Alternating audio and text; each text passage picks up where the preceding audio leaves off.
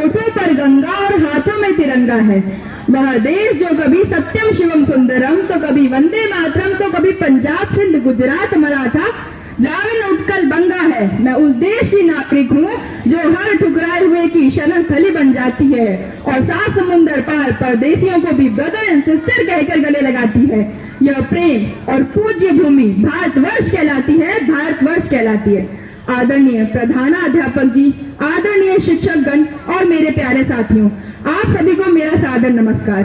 मैं अदिति, कक्षा 11वीं की छात्रा, आज आप सभी के समक्ष एक अत्यंत गंभीर विषय पर अपने विचार व्यक्त करने जा रही हूँ। साथियों, जब जब हम देश की स्वतंत्रता का जश्न मनाने की तैयारी करते हैं, तब तब इतिहास का एक काला पन्ना भी हमारे सामने आ खड़ा होता है और दिल में से एक तीस उठती है कि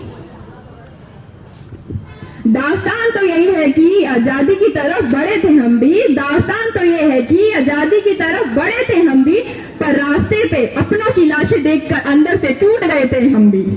खुशियों का परचम लहराने से ठीक पहले, खुशियों का परचम लहराने से ठीक पहले बंटवारे की उस आग में राख होकर बर्बाद हुए थे हम भी।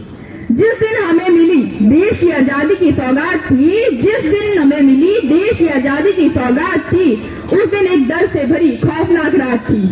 नक्शे पे खींची थी जो सरहद की लकीर, नक्शे पे खींची थी जो सरहद की लकीर, उसे सींचने में लाखों बेगुनाहों अपनों की कुर्बानी थी।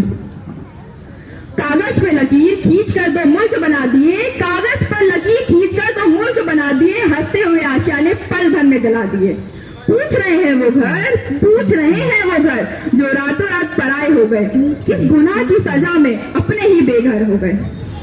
नफरत की दीवारों को अब मिलकर गिराना होगा, नफरत की दीवारों को अब मिलकर गिराना होगा, अमन और भाईचारे का चिराग जलाना होगा। भूले नहीं हम वो दर्दनाक इतिहास, भूले नहीं हम वो दर्दनाक इतिहास। अब हर कदम हमें एकता और प्यार की ओर बढ़ाना होगा। आइए आज हम सब मिलकर यह संकल्प ले कि हम अपने भारत की अखंडता, शक्ति और भाईचारे को कभी टूटने नहीं देंगे। धर्म नहीं सिखाता आपस में बैर रखना, धर्म नहीं सिखाता आपस में बैर रखना, हिंद है हम, वतन है हिंदुस्तान हमारा।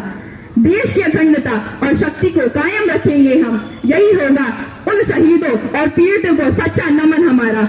जय हिंद, जय भारत।